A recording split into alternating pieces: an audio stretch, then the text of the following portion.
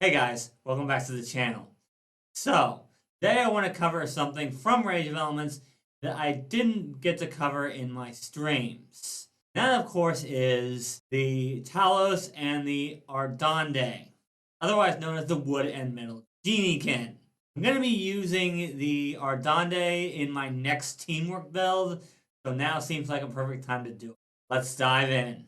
So first off, I know a lot of you guys probably know all the basic Geniekin feats, so I will not be covering those in this video. And I won't be covering the actual heritages themselves, since they work basically the same as every other versatile, or at least most of them. However, I will be covering the feats that are unique to each of these heritages. I'm going to start with the Ardande, since that's the one I'm going to be using for the teamwork build, and, alphabetical order. First up, we've got a lineage with Amber Soul. Basically, every time an enemy hits you with a melee strike that does piercing or slashing damage, the sap running off your body coats their weapon or unarmed strike. After that, those enemies take a -1 circumstance penalty to their attack rolls with that weapon until the end of its turn. So this just makes it a little harder for their second and third attack to hit.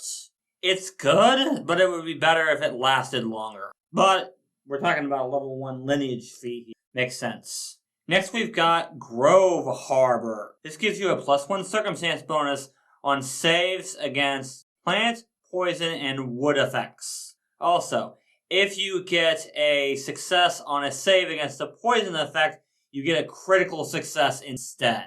This one's okay, but you're not going to run into this type of thing very often, so it's pretty situational. Next we've got another lineage with Molder Soul. This gives you the Decompose action, allowing you to spend 2 actions to destroy all natural difficult terrain and deal 1d6 void damage to all creatures with the plant or wood trait in a 5-foot emanation. These creatures do get a basic fortitude save against your class DC or spell DC, whichever is higher. The Spring Soul lineage feat allows you to cast Tanglevine as an innate, primal, or arcane spell at will. This, of course, does work like any other cantrip. Remember, Tanglevine is the new name for Tanglefoot.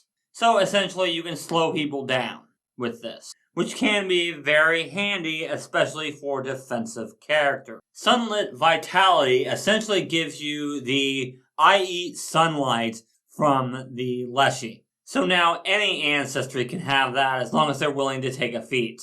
And of course, the heritage to get access to the feats.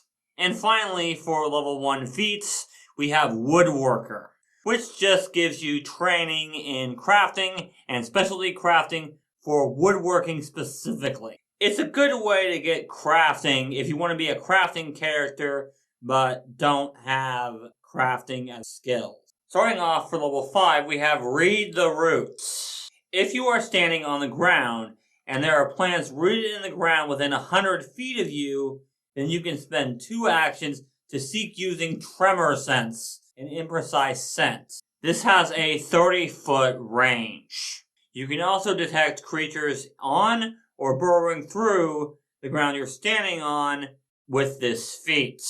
This is an excellent way of finding enemies that are trying to hide from you if they're on the ground. Also at level 5, we have Tree Speech. If you speak Muon, which if you don't know is the language of the plane of wood, then you can ask questions of, receive answers from, and use the diplomacy skill on woody type plants like trees and shrubs. This could definitely help you out if you're in the right area. But if you're in a place where these types of plants can't grow, then you're out of luck. So it's a little situational. At level 9, we've got Flowering Path. If you spend 2 actions, then for the next minute, each square you leave when you stride or step becomes difficult terrain. This one is good for any character, but it's especially good for spellcasters. It is a once per day thing though, however. So you do need to think about when you use this. But if you use this right in the right area, then this can slow enemies down quite a lot. With Kidizar magic, you can cast Entangling Flora and One with Plants as innate primal spells once per day at 2nd level. Remember, those are the new names for Entangle and Tree Shape, and you can cast each of those once per day. Both of those are pretty good spells, especially Entangling Flora in combat. At level 13, we've got Summon Wood Elemental, which is exactly what it sounds like. It allows you to cast Summon Elemental to summon a Wood Elemental. It's at 5th rank. At level 13, we've also got Wooden Mantle. This allows you to cast Mantle of the Unwavering Heart as a 5th rank innate spell once a day. The spell is on screen, but it's a new spell, so I am going to go over it in this video. When you cast a spell, choose 2 options. 1. Gain Fast Healing 3 and a +2 circumstance bonus on saves against diseases and poison. 2. Create a 15-foot aura in which creatures can't use the Scent ability and are sickened 1 as long as they're in the area. 3. Gain the same effects as the enlarged spell, but also gain a branch unarmed attack that deals 2d8 bludgeoning damage, and has the grab ability. 4. Become immune to the fascinating condition and gain a +1 bonus to saves and DCs against mental effects. These are all fantastic options depending on the situation. It's a very versatile spell. And lastly, for the Ardande, we have Wood Ward. This level 17 feat gives you a reaction. If you're targeted for an attack, you can immediately put up a piece of wood that counts as standard cover. This cover applies against the triggering attack. If the attack still hits, then the tree reduces the damage by 30 and is immediately destroyed. If the attack misses, the ward lasts for 3 rounds. Creatures can cross the ward, but it's difficult terrain. This is an awesome defensive option, especially for rogues, as they can use it to hide because it does grant cover, assuming the attack misses, of course. Alright, now, I know you guys have been looking forward to the Talos part of the video, so here we go. And I won't be covering Summon Metal Elemental, since it's basically the same as all the other Summon Elemental spells, but for a Metal Elemental. Anyway, first up for the Talos, we have Pharaoh's Soul, another lineage feat. This feat is amazing because it's one of the feats that allows your unarmed fighter to actually function. This gives your fist the modular trait for piercing, bludgeoning, or slashing, and it loses the non-lethal trait. Also, the damage of your fist increases to 1d6. Yeah, this feat is probably the best one for this type of thing. Gilded Soul is another lineage feat, and it gives you training in either diplomacy or society. Also, if you're trained in society, you also gain the Courtly Graces feat. This here is your pretty standard training in a skill plus a skill feat ancestry. Although it is pretty cool that you get to pick between diplomacy or society. Quick Soul gives you training in acrobatics and the Toxic Touch action. If your last action was to tumble through an enemy's space, then you can spend an action to make a melee unarmed strike on the enemy whose space you moved through. On a hit, the target takes 1d6 persistent poison damage and is sickened 1, or sickened 2 on a critical hit. Another amazing lineage, as sickened is pretty darn rare, for players anyway. And all you have to do is hit. They don't even get a save. Granted, you do have to tumble through to make this effective, but come on, unarmed swashbuckler, as you need to tumble through to gain panache anyway.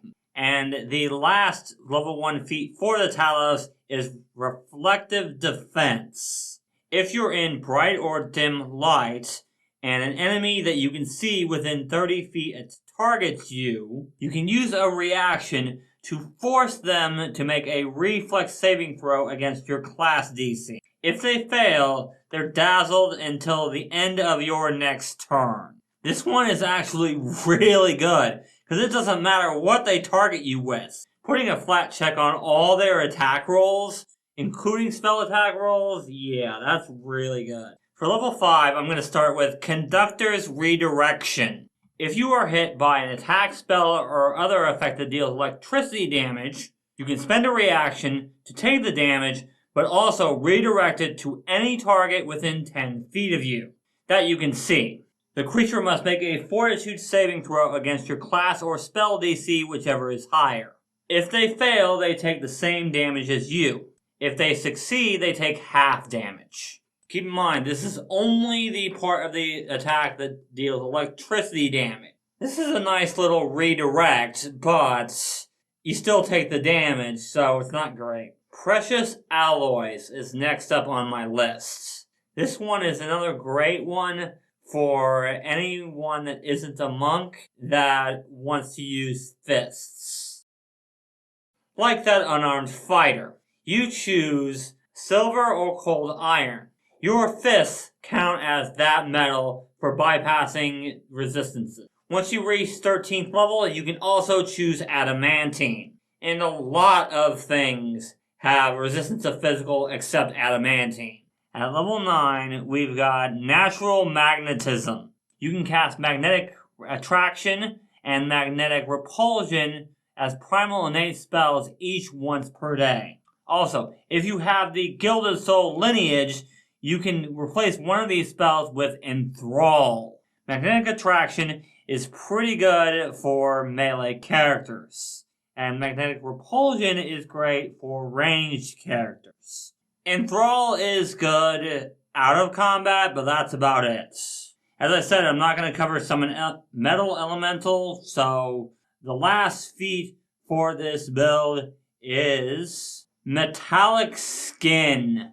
For 2 actions once per day, you can make your skin metallic for 1 minute. Doing this means you gain a +2 circumstance bonus to your AC, but also a minus 10-foot status penalty to your speed. You also gain resistance 10 to physical damage, except adamantine. If you take fire damage when this ability is active, until the end of your next turn, your melee unarmed strikes deal an additional 1d6 fire damage. I can see it now. An Orc Talos unarmed fighter. Might have to do that for a teamwork build sometime. That'd be pretty cool. And that's going to do it for this video.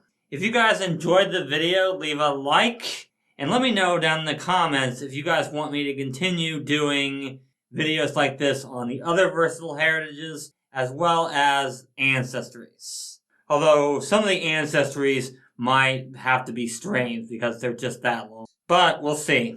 Anyway, when this video comes out, it'll be my 3rd anniversary on this channel. So to celebrate, I'm going to at least attempt to stream Baldur's Gate this weekend. My internet isn't great, so we'll have to see how it goes. But you guys can come in and check that out this Saturday at 1 p.m. Central Time. Anyway, thank you guys so much for watching, and until next time, teamwork is vital.